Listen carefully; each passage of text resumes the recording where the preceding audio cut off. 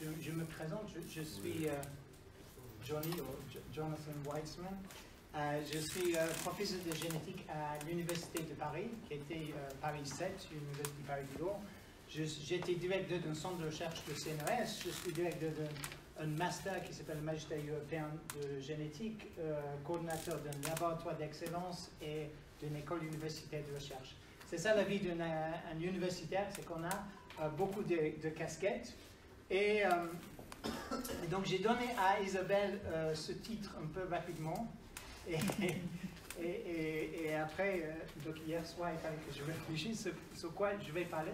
Je vais préparer les diapos. La majorité sont en français. Il y a quelques mots d'anglais qui ont glissé. J'ai un accent qui clairement montre mes origines. Je suis né en Angleterre. Je grandis au Pays de Galles. Je fais mes études en Angleterre, en biochimie et en génétique.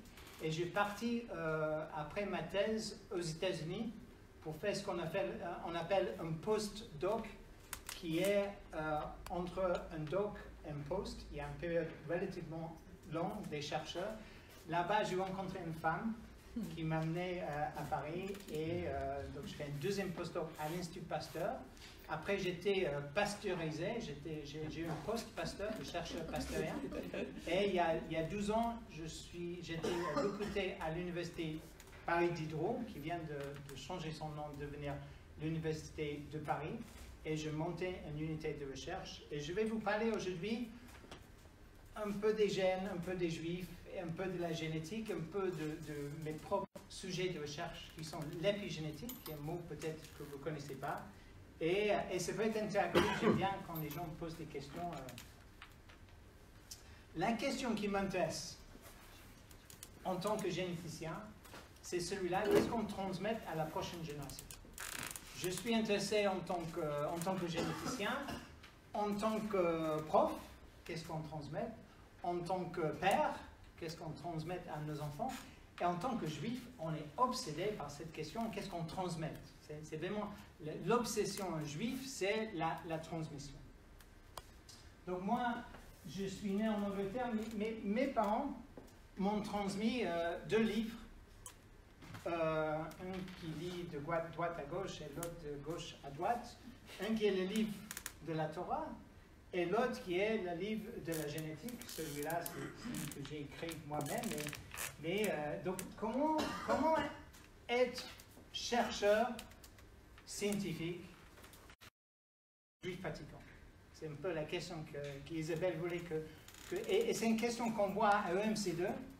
Les jeunes qui ont grandi dans la communauté juive et qui maintenant commencent d'avoir un bon compte avec le monde scientifique. Comment être scientifique et juif? Comment lire les livres de génétique la semaine et vendredi soir, fermer et ouvrir un autre livre qui est celui de la Torah et après Abdallah, fermer celui-là. Donc comment vivre sur ces 2 mondes? Et ce que je vais essayer de vous convaincre, c'est que ce n'est pas la science contre la religion, c'est que comment vivre avec la science et avec la religion. Et ce que je veux essayer de vous convaincre, c'est que le plus intéressant dans ce monde, c'est les endroits de rencontre. C'est les endroits où 2 mondes différents se rencontrent, et à cette interface entre les mondes, c'est là qu'il y a des choses intéressantes qui se passent. C'est le gris qui est ni blanc ni noir, mais à l'interface entre noir et blanc, on a une nouveauté, et c'est là que la science se passe. C'est ça que ma vie se passe. Et c'est le message que je voudrais vous transmettre, qui est un peu le message de EMC. En tant que scientifique, on essaie de décrire, d'avoir une description du monde. Et en tant que juif, on essaie d'avoir une description. Et ma réflexion personnelle, c'est que je vois que le monde, et cette description, il tourne autour des cercles et des cycles. Je vais essayer d'expliquer de quoi je parle. Le premier, c'est que je vois dans le monde beaucoup de moments de séparation, des moments de fission, pour créer deux choses qui peuvent se rencontrer, qui créent une interface entre deux choses. Et après, à cette interface, il y a aussi après des moments de fusion et on continue. Fission, fusion, séparation, rencontre, fusion. Et dans ce contexte, donc je vois ça dans ma vie scientifique, je vois ça aussi dans notre monde juif, et je vais essayer de vous raconter quelques anecdotes où le rencontre, ce moment de rencontre est intéressant, et le plus intéressant, c'est l'interface entre deux mondes. Entre ce monde et le monde en haut, entre le monde religieux, entre les Anglais et les Français. Ok. La première séparation, c'est comment Bereshit bara Elokim. Au début de la Torah, Dieu a créé une séparation. Il a créé l'homme, Adam, en séparant l'homme de Adama, de la terre. Et il nous rappelle tout de suite qu'à la fin de sa vie, Adam va devenir Adama, qui a un cercle de cette cycle de Adam, Adama, séparation, fusion, séparation, fusion. Et donc au début, la première création, en fait, le premier homme est ni homme ni femme, il a les deux sexes ensemble. Et après, Dieu décide de séparer l'homme et les femmes, de créer la femme, parce que comme Dieu dit, est-ce que je vais lire en hébreu et essayer de traduire si nécessaire. Dieu dit, le tov heyot Adam levado, c'est pas bien que l'homme soit seul, et c'est là, je vais lui faire une aide contre lui, ou en face de lui, ou peut-être à côté, j'aime bien à côté de lui, parce que ça vient de la côte, donc c'est un petit jeu de mots qui est un peu retrouvé dans le livre. Donc on a cette idée de séparer, que la femme vient séparer de l'homme, et après cette phrase magnifique, Alken azov ish et aviv ve'emo, et pour cela, l'homme va séparer de ses parents, donc on est en train de vivre ça avec nos enfants, les premières séparations avec les études, Vedavak be'ishto, et éventuellement, Vedavak be'ishto, il s'attachera à sa femme, Vahayu le bassar echad, ils deviendront une seule chair. Séparation, fusion. Okay. Okay. Ça, c'est la Bible. Okay. Ça, c'est ma vie de Shabbat. Mais comme je rentre dans la vie scientifique, je vois qu'en fait, notre conception, notre compréhension de la biologie est très similaire. La gamétogenèse, la production de sperme et d'œufs, vient d'un processus de séparation qui s'appelle la myose. Il y a une division cellulaire pour créer deux cellules filles, et ces cellules, qui sont un peu moitié d'une cellule, un sperme et un œuf, vont après se rencontrer pour après une fusion, pour la fusion qui donne la vie entre sperme et œuf. Okay? Encore une fois, séparation et fusion.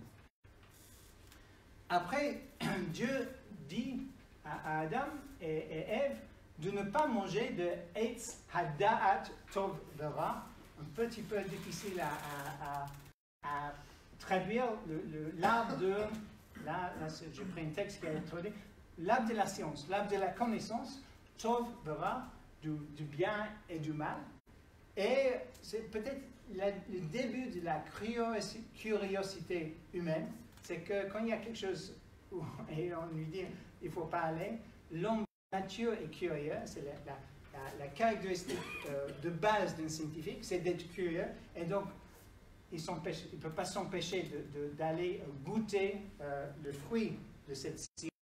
Et vous savez que ça tourne mal, et c'est le début de Gan Eden. Quelques chapitres plus tard, on arrive à un moment de technologie, de science incroyable, la construction de tour de Babel. Et à cette tour de Babel, c'est écrit Vayhi kol haaretz safat echad udvarim achadim. Toute la terre, tout le monde parlait une seule langue.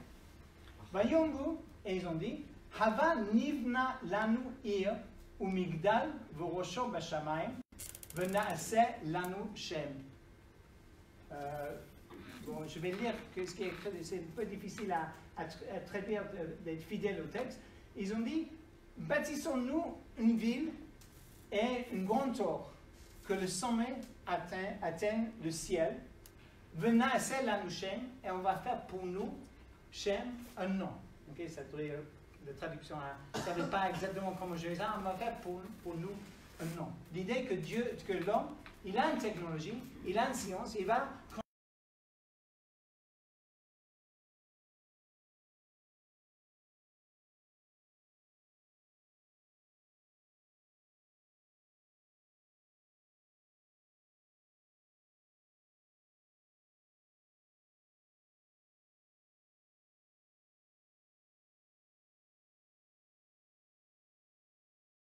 une multitude de langues et un peuple dispersé. Et on a un peu perdu cette science et technologie qu'il y avait au début de l'homme. Encore une fois, une tentative d'interface, de rencontre entre l'homme et Dieu, entre la terre et le ciel. Donc, je vais vous montrer un peu avec mes connaissances en génétique et épigénétique, et avec l'aide de quelques personnages scientifiques, un peu que ces rencontres, cette grille entre le blanc et le noir. Je commence avec ce monsieur à gauche. Est-ce que vous savez qui c'est? Le père de la génétique. C'est qui le père de la génétique? C'est Mendel. Voilà. Gregor Mendel est l'originateur de la génétique. Mendel, c'est un moine, merci. Un moine qui habite dans un monastère à Brno, qui est aujourd'hui dans la République tchèque, et il s'ennuie un peu en tant que moine, et donc il travaille dans le jardin. Et donc qu'est-ce qu'il fait dans le jardin? Il croise les petits pois et regarde les caractéristiques, ce qu'on appelle scientifiquement les phénotypes. Il regarde les phénotypes, les caractéristiques des petits pois, s'ils sont grands ou petits, s'ils sont ronds ou non, les couleurs. Et à partir de l'analyse statistique de ces transmissions de caractéristiques chez les petits pois dans le jardin du monastère, il propose les lois de transmission, okay, qu'on appelle aujourd'hui les lois de Mendel. Et ça, c'est les principes par une analyse de statistiques de ces petits pois. Ah, c'est dommage. Elle s'appelle Rosalind Franklin. Rosalind Franklin, elle est juive, femme, en Angleterre, de juif. Elle est christolographe à l'université de King's, après à Birkbeck College. Et elle a pris une photo, elle a pris cette photo. Ça s'appelle Photo 51. Cette photo a changé le monde. C'est une photo d'un cristal de l'ADN. Vous le voyez, ça n'a pas l'air très très intéressant. Et comment cette photo a changé le monde? Cette photo a été vue par deux hommes qui sont là. Vous connaissez ces deux hommes? Ça vous dit quelque chose? Pardon? Watson et Crick. Donc Watson et Crick. Donc Rosalind Franklin avec la photo de l'ADN. Et Watson et Crick. Donc Watson et Crick. Watson, c'est un jeune Américain qui arrive des États-Unis. On ne sait pas quoi faire avec lui. Il est très américain. Il arrive à Cambridge, qui est très britannique. On ne sait pas quoi faire, donc on l'y met dans une salle un peu tout seul. Avec l'autre monsieur qui est Francis Crick, qui aussi, il n'arrive pas à interagir avec les gens. Donc on met les deux ensemble. Ils ne sont pas très manipes. Ils n'aiment pas vraiment faire les expériences. Mais ils aiment beaucoup discuter. Ils passent beaucoup de temps dans le pub qui s'appelle The Ego à Cambridge. Et un jour, ils vont à Londres, ils se rencontrent avec Ian Wilkins, qui est un pote à eux. Il dit, il y a une fille en bas qui prend des photos, il voit les photos. Watson, il n'a rien compris, mais Francis Crick, il a compris, à partir de cette photo, que l'ADN était une hélice. Et donc, ils ont construit cette jolie structure de la double hélice de l'ADN que vous pouvez trouver dans le Science Museum à Londres, si vous allez. Au rez-de-chaussée, on a pris une photo avec nos enfants l'été dernier. Et donc, pourquoi ce molécule est important? C'est parce que ce double hélice explique un peu les règles de Mendel. Parce que le double hélice est là, 2 brins. Ça veut dire que l'information peut être copiée d'un brin à un autre. Et donc, on peut facilement copier l'information génétique et le transmettre à la prochaine génération. Et donc, chaque cellule fille va avoir l'information qui était dans la cellule d'origine. Et donc, on peut maintenir la transmission d'informations dans l'ADN. Ce qu'on appelle le génotype. Okay? Je vous ai dit, phénotype, c'est le mot qui explique les caractéristiques, et génotype, c'est l'ADN. Et donc là, on peut comprendre quel est le lien entre ce qui est transmis, la patrimoine génétique, et les phénotypes, les caractéristiques. Okay? Je ne veux pas que vous pensiez que tout est fait en Angleterre. Donc, il y a aussi un rôle qui est joué par ce jeune homme, très beau, vous le connaissez? Quand même, j'espère. Jacques Monod. Okay. Jacques Monod est chercheur à l'Institut Pasteur, il était directeur de l'Institut Pasteur. Il a donné son nom à l'Institut Jacques Monod, qui se trouve en face du bâtiment où je travaille, à Paris Diderot. Et Jacques Monod, avec François Jacob, ont découvert comment l'information de l'ADN était utilisée. Et donc, il a créé un livre dans les années 60, Lazare et la nécessité, que je vous conseille de lire. Et dedans, pour Monod, le vivant, c'est une machine chimique. Et il y a cette phrase très très connue de Monod, tout ce qui est vrai pour la bactérie, Escherichia coli, c'est le nom d'une bactérie, est vrai pour l'éléphant. Et ça, je trouve, c'est quelque chose qui a été révolutionnaire de la découverte de l'ADN, c'est que la langue d'une bactérie, du chien, de l'éléphant jusqu'à l'homme, la langue est pareille. Donc on revient quelque part à la tour de Babel. Avant, il y avait une seule langue. Là, on a une seule langue. Jusqu'au point qu'on peut prendre une gène d'une bactérie et le mettre dans une souris, ou une gène d'une souris et le mettre dans une bactérie, et ça marche. La même langue pour tout le vivant. Okay? Même pour les plantes, les insectes, les oiseaux, tout ce que vous voulez. Okay? Et donc, comment comprendre ce langue qui a 4 lettres A, G, C, T.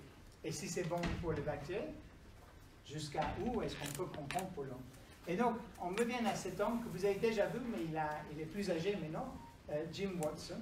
Et Jim Watson, avec Craig Venter, propose de séquencer le génome humain, d'avoir le génotype, l'information génétique d'un être humain d'un homme. Okay? En fait, Jim Watson avait poussé pour un projet public pour partager toutes les données, et Craig Venter, qui est un Américain très très ambitieux, a créé une boîte pour faire le même projet en privé. Et l'interface, encore une fois, entre public et privé a poussé les technologies, donc a accéléré la technologie pour séquencer le génome humain.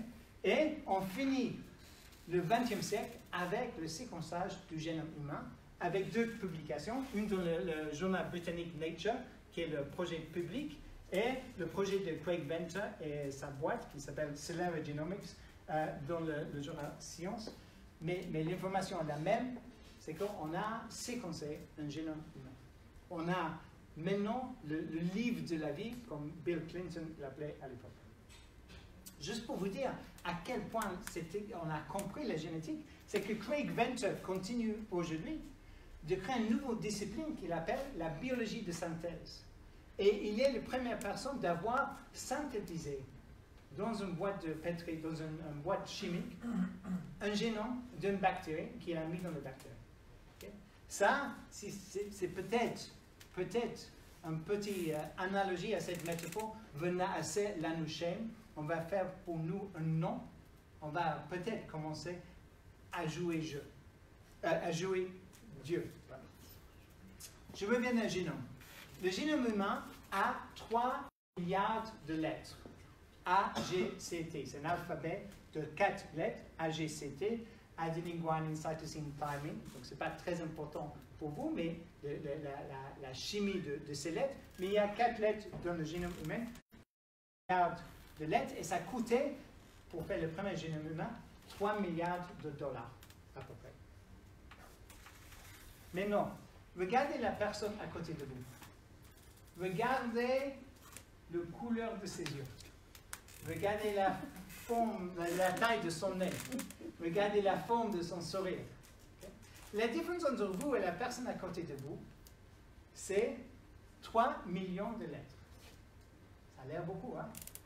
Ce qui vous rend unique, ce qui vous rend différent de la personne à côté. Mais ça veut dire que vous avez 2,997 milliards de lettres en commun.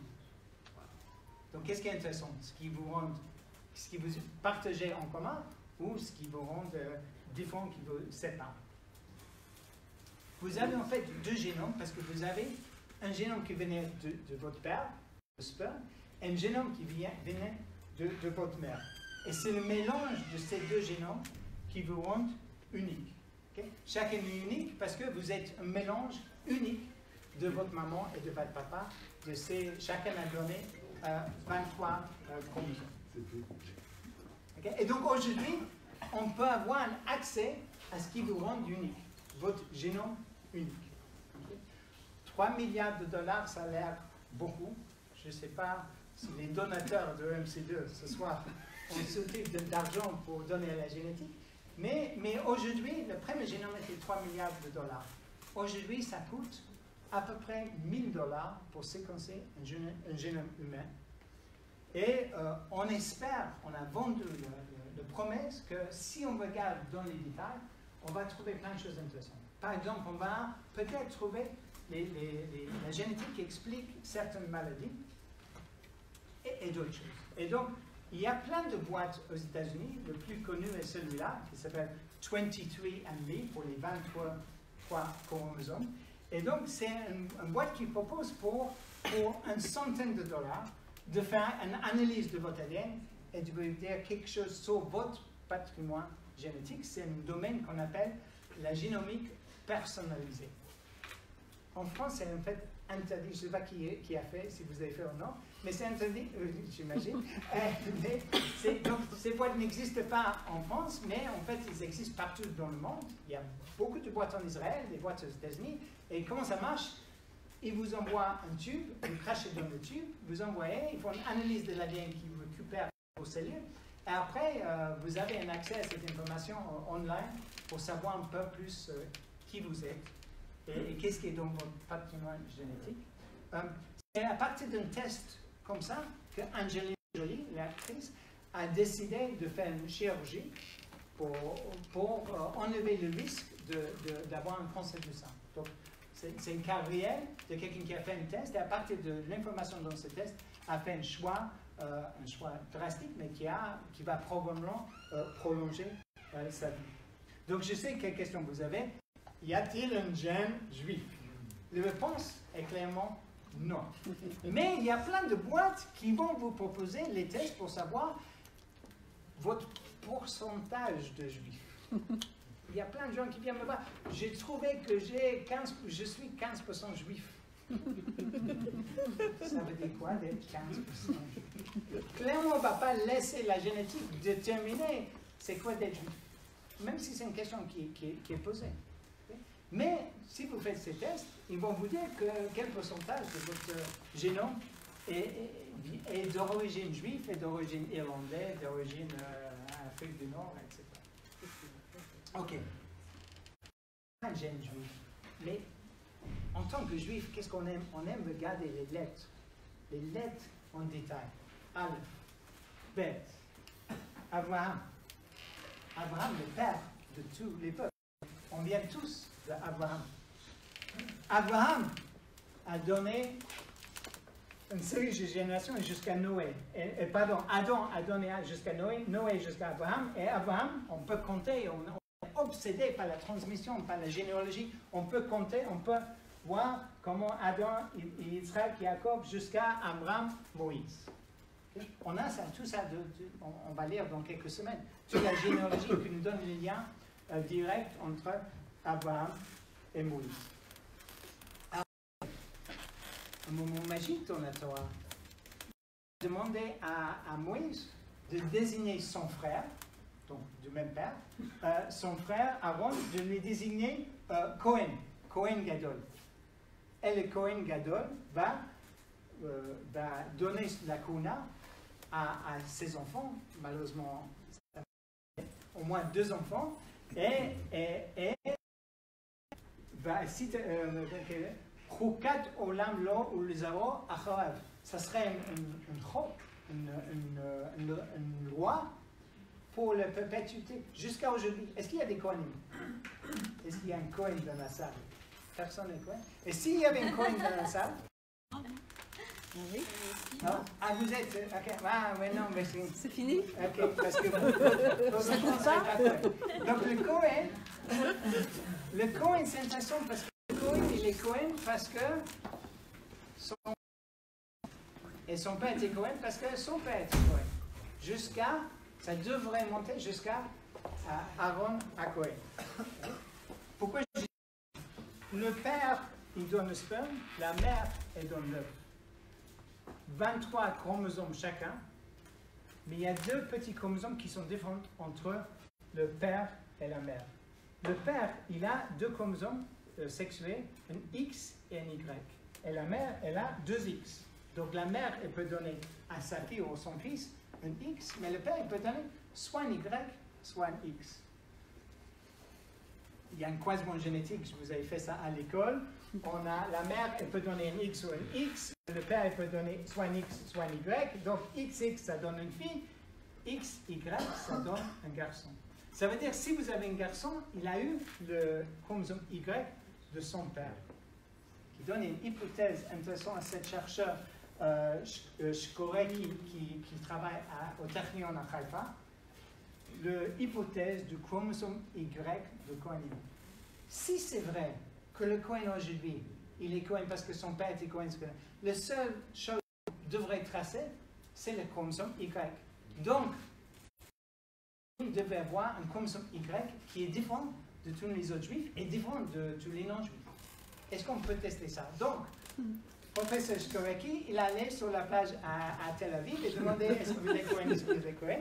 Et donc, il a rassemblé l'ADN de tous les Kohen et il a publié cet article dans le journal Nature qui est le titre de l'article, c'est le chromosome Y des prêtres juifs, publié dans le plus grand journal scientifique. Donc, c'est de la science sérieuse. Ça, c'est les conclusions de l'article. J'ai écrit en anglais parce que c'est technique. Mais ce qu'il a trouvé, c'est qu'en fait, c'est vrai. Les Kohanim, si on compare le chromosome Y des Kohanim, ils sont plus similaires que des autres juifs et beaucoup plus similaires que des autres peuples. Et ils ont même donné la possibilité statistique qu'elle s'arrive par chance. C'est 1 dans 10 000. Et il peut même dater l'origine qui date autour de 3000 ans, qui tombe bien.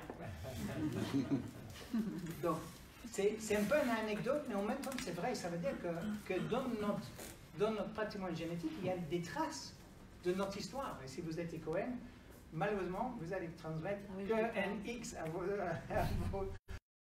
Donc, ça serait perdu. Mais est-ce qu'on peut utiliser ça vraiment? Est-ce qu'elle a une capacité prédictive? Okay? Et donc, il y a toute une théorie sur les tribus perdues. Il y avait 10 tribus qui étaient perdues. Donc, nous, on est les survivants des 2 tribus qui ont resté, mais tous les autres étaient un peu dispersés, un peu perdus. Et donc, il y a eu plein de gens qui, avec des hypothèses dans tous les sens, et surtout les hypothèses sur les tribus africaines qui ont des coutumes juives, qui n'ont peut-être pas la tête juive que vous connaissez, et donc, est-ce qu'on peut analyser, et donc, et donc, il y a les gens qui sont focalisés sur une tribu en Zimbabwe, qui est un petit pays en bas ici, où on était en voyage de noces. Et donc, il y a une tribu là-bas qui a une coutume, qui a un historique, il venait en fait de Moyen-Orient. Et donc, les chercheurs, dont Karl Shkoreki, aussi David Goldstein, ils ont fait une analyse de l'ADN de cette tribu avec la conclusion que le chromosome Y de ces tribus africaines qui disent qu'ils sont d'origine juive, qu'effectivement, ils ont ce qu'on appelait le Cohen haplotype, cette caractéristique un peu déconnée. Donc ça soutient, c'est peut-être pas assez pour faire une conclusion halachique, mais ça soutient leur idée qui vient d'origine juive. Okay? Et les maladies. Okay? il y a une autre chose qu'on est un peu obsédé en tant que juif, c'est les problèmes de maladie. Est-ce qu'on peut utiliser ça pour regarder un peu notre de maladie, un peu comme l'histoire d'Angelina Jolie.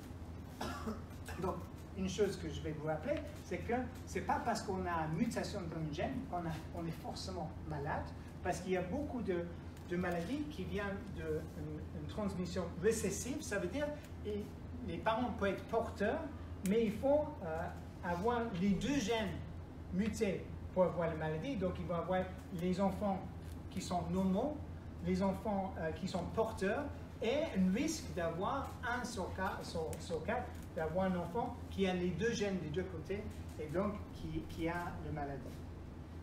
Okay? Il y a beaucoup de maladies qu'on voit chez les juifs ashkénazes. Par exemple, Tay-Sachs c'est le plus connu, où on voit effectivement qu'il y a un risque beaucoup plus fort d'avoir ces maladies chez les juifs que dans d'autres groupes, qui est expliqué un peu par notre obsession de se marier entre juifs et donc maintenir la transmission de ces mutations. Et donc, dans le monde anglo-saxon, ashkénaze, il y a tout un mouvement de sensibiliser les gens à ces maladies génétiques qui peuvent être plus fréquentes dans les communautés juives et qui nous amène à l'histoire de Rabbi Eckstein. Donc, Rabbi Eckstein avait 4 enfants qui avaient une maladie qui s'appelle Tay-Sachs, qui est une maladie métabolique très très violente qui tue l'enfant très jeune. Et donc, il a dit, est-ce qu'on peut utiliser la génétique moderne pour trouver une solution? Et il a trouvé une solution très très intéressante. Rabbi Eckstein habite à Brooklyn, dans une communauté très très orthodoxe, Haredi, dans une communauté où les mariages sont décidés par les parents. Et c'est ce qu'on appelle les shidduch. Et donc, il a réalisé que si on avait l'information génétique, on pouvait éviter les shidduchim entre les porteurs et donc éviter ou diminuer le risque de transmission de la maladie de Tay-Sachs. Et donc, il a créé une association qui s'appelle Dor Yesharim. C'est dans les années 80 qu'il a créé ça. Dor Yesharim a un modèle très très intéressant qui peut marcher que dans la communauté Haredi. Quand les enfants sont nés, en fait, quand ils sont adolescents, ils font un test génétique. Ils n'ont pas le résultat. Ils ont juste un code avec 9 chiffres qui est donné à chaque membre de la communauté. Des shidduch, deux familles et 2 individus, on a un numéro 24 sur 24, un numéro de téléphone qu'on peut appeler, on donne les 2 codes et la réponse est donnée si le shidduch est conseillé ou pas conseillé. On ne dit pas qui est porteur et on ne dit rien sur la maladie, on juste dit et comme ça, cette communauté a massivement réduit le nombre d'enfants de Tay-Sachs jusqu'à Brooklyn. Ils ont fermé les cliniques de Tay-Sachs parce qu'il n'y a plus de risque de ce maladie. Donc je crois que c'est... Oui, oui. Ce code correspond à l'étude sur combien de gènes? C'est une très bonne question, très bonne question. En fait, très bonne question. Ils testent, c'est une vingtaine de maladies pour laquelles il n'y a pas il y a aucune thérapie. Donc, ils ont fait un choix. C'est vraiment fait pour le monde Haredi. Ils ont fait un choix de quelques gènes. Il y avait beaucoup de... parce que c'est un homme très religieux. Et donc, il fallait convaincre une communauté Haredi, mais aussi la rabbanout avec pour convaincre. Et donc, c'est une vingtaine de gènes pour lesquels on connaît bien la mutation et qu'on sait bien que c'est récessif et qu'il n'y a pas un traitement. S'il y avait un traitement, ça soulève d'autres questions. C'est un exemple, je ne conseille pas, je ne crois pas que la communauté de Boulogne est prête pour ça, mais c'est une utilisation très intéressante de la génétique moderne.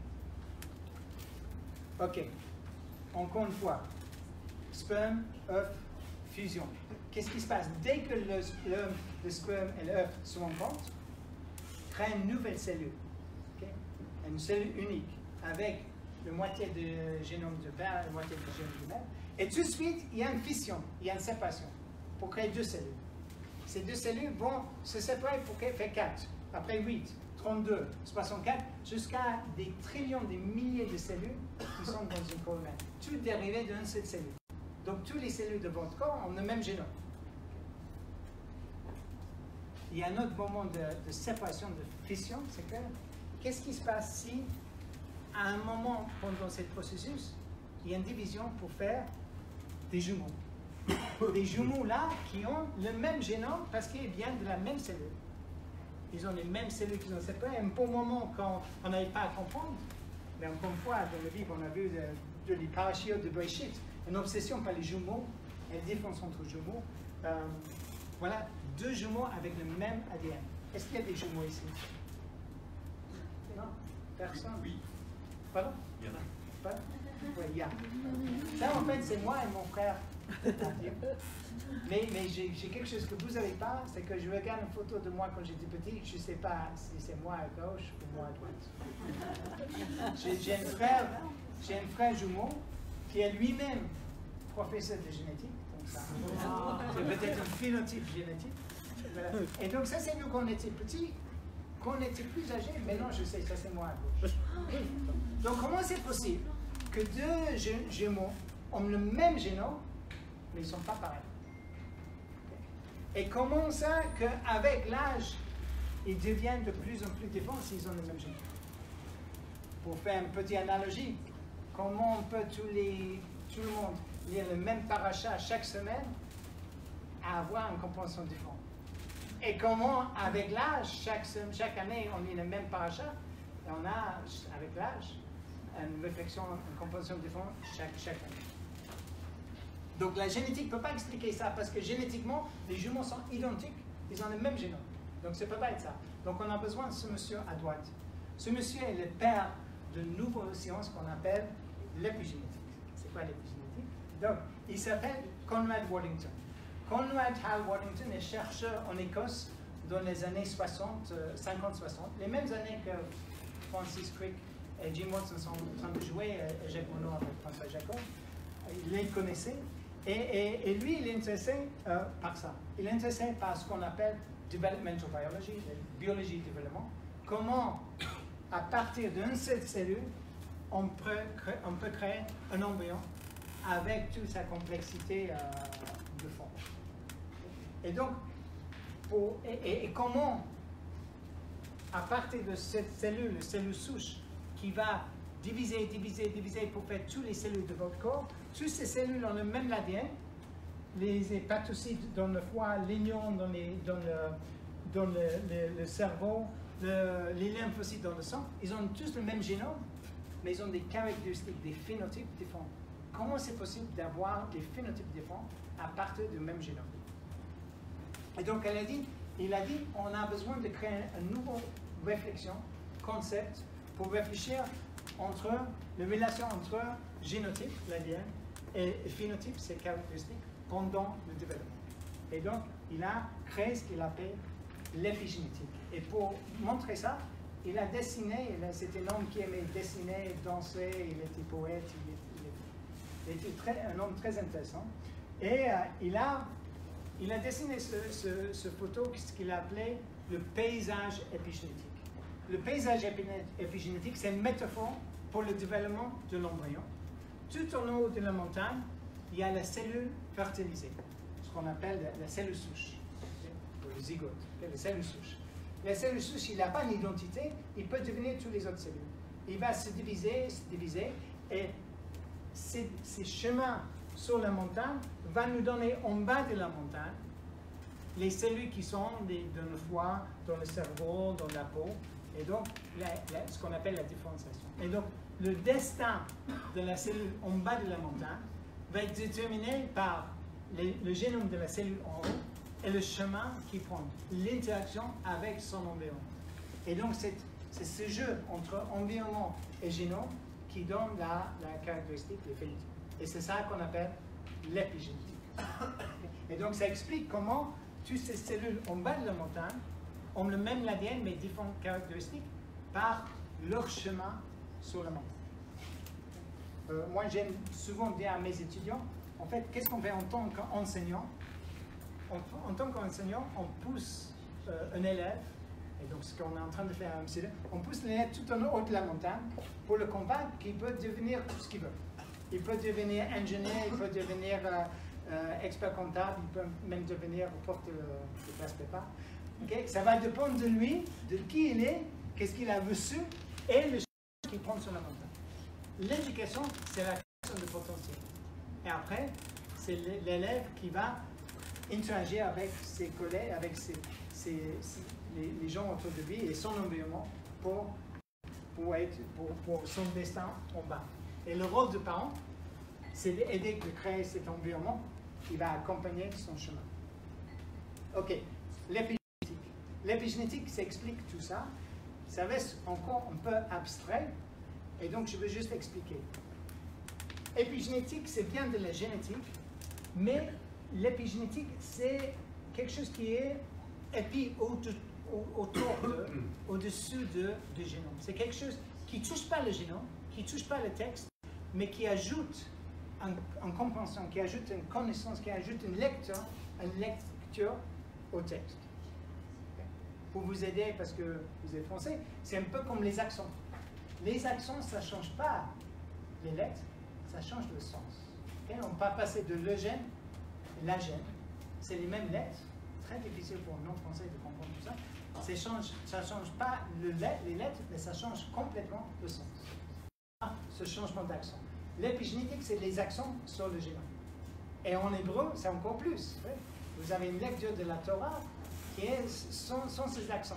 Donc il faut les connaître, il faut les comprendre. Il faut comprendre la complexité des textes par l'ajout de ces accents. Et donc, c'est ces accents qui expliquent comment deux jumeaux peuvent être identiques, mais avoir les accents un petit peu différents. Et avec l'âge, les accents viennent de tout l'environnement, tout ce qu'on mange, tout ce qu'on fait, la vie qu'on a eue. Et donc, c'est vécu dans les accents sur le génome. Okay? Et le challenge aujourd'hui, c'est qu'on a une interaction entre le génome et l'environnement. Et c'est cette interaction complexe qui donne ce qu'on appelle en anglais nature nurture, savoir qui je suis. Je suis la génétique, mais aussi l'interaction avec mon environnement. Okay? Comment on dit nature nurture? L'inné et l'acquis. Okay? Ça marche un peu, c'est plus joli. Dernière question. On peut descendre la montagne. Est-ce qu'on peut remonter? Est-ce qu'on peut créer le potentiel pour créer une cellule souche que c'est l'expérience la plus intéressante du 21e siècle jusqu'à aujourd'hui. C'est, on a trouvé qu'on peut prendre une cellule de la peau et recréer une cellule souche. On peut prendre un élève du terminal et lui donner le potentiel de devenir un ingénieur.